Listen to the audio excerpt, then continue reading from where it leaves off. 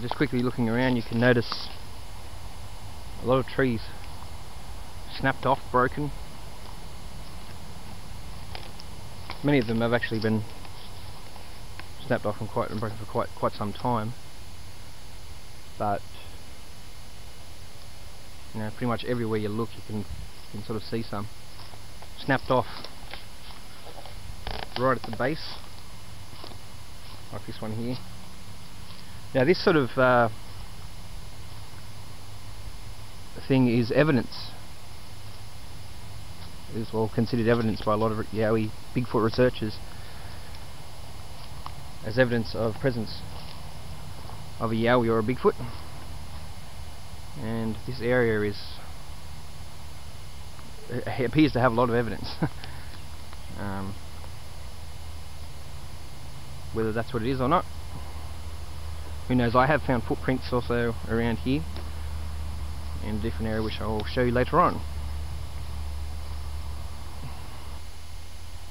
Here again, as you can see, more broken saplings. It's just riddled with them, just everywhere. Maybe a little bit difficult to see with this camera. But the thing about this place that fascinated me, well, didn't really fascinate me, I was attracted to this place for some bizarre reason. I saw a little bush trail and I thought to myself, might be a good place to start looking, and I sort of found some pretty interesting evidence right away. This is another one of the broken saplings or small trees which absolutely litter this area around here. This one's actually been down for a while, as you can tell here by the regrowth in this area. But the diameter of this tree is good, 5 inches, and you have to be pretty damn strong to knock that down, to snap it off at ground level. And over here, there's more, and down further there's more. They're just everywhere. And here we go, Lady Luck has smiled on me again today. I've come out here, actually specifically come out here today because I know it had been raining yesterday. And I've just got my knife here in front of what appears to be a footprint. Just try and cover a few angles and maybe a little bit difficult to see. That gives you some sort of indication of the size of it. It's quite nice, quite as big as the other footprint that I found here, actually, but in the creek bed. It's probably, as I said before, it's probably difficult to see at the moment, but back here it seems to be more, the indentation seems to be more pronounced, where it looks like a heel has possibly gone into the ground. And up the front here's the ball of the foot, and here there's no real appearance of any toes. Doesn't look like there's any toes there. But just a quick note here that this actually looks like a left foot. You may not be able to make it out, but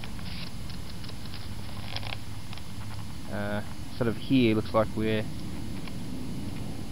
the big toe would be, coming round like this, and back, the heel, the curve, the arch of the foot there, coming back to the big toe here. Okay, here again we look like we found another print.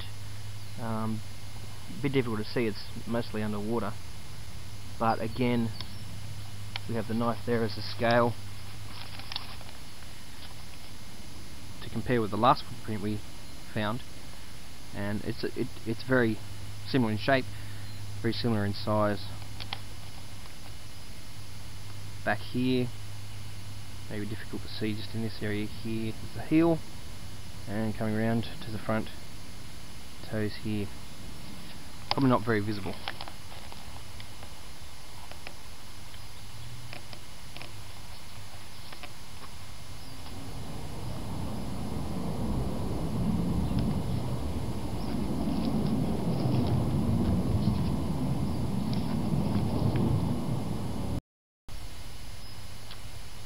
You notice here that there's a bit of a track, looks like a human trail, like humans have left it, and it continues all the way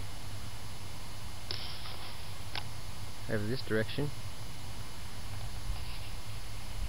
There's nothing totally discernible, but you know, like there's plenty of little indentations and things like footprints, for example. There's another one just here. It's probably difficult to see, but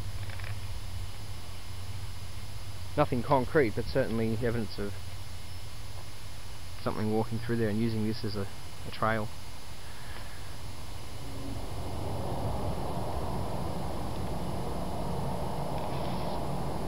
There's just so much. I mean, like it's been said that in active Yowie Bigfoot areas that they actually do leave human style trails where they frequently walk through. Okay, right in front of us here is even more evidence again to the existence of Yowies in this area.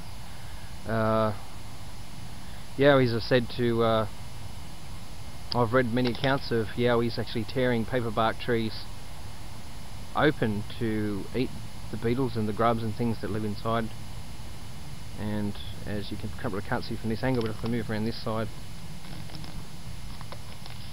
you can see that that's maybe not so much there, but sort of here that the paperbark's actually been ripped off by something. I've actually looked at this tree once before. We found evidence on a different visit, and that's concerning these marks here. Now it looks like something has come and scratched the bark away. And if you look at this, I mean, this is how big it is. You know, something looks like it's torn that off there. I mean, I don't know, but I see tear marks coming around this direction.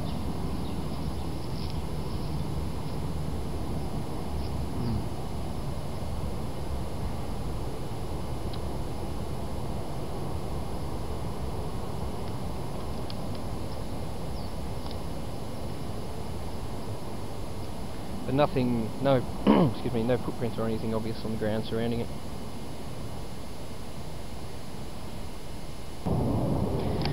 And here again, not far from the last tree, a couple of probably 5 or 6 metres from the last tree, another tree found with, you know, what appears to be scratch marks, claw marks in it. Down quite low, it's only probably a metre off the ground, but I don't know what does it.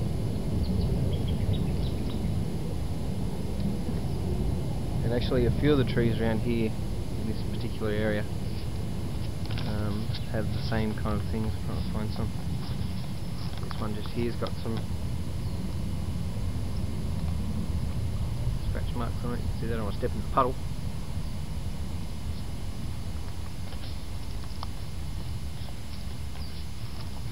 And again, this one's just opposite the last tree with the large tear in it. Another tree with a bit of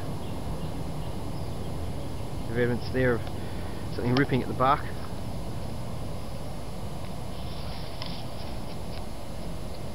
This part here looks a little bit like a borer hole, where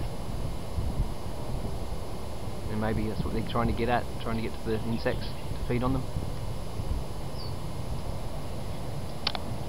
Again, here more evidence of something tearing at the paperbark trees, the Melaleuca species. And here, it certainly looks like, you know, something's been scratching at it. Could possibly be just the nature of the tree to just shed its bark, but who knows.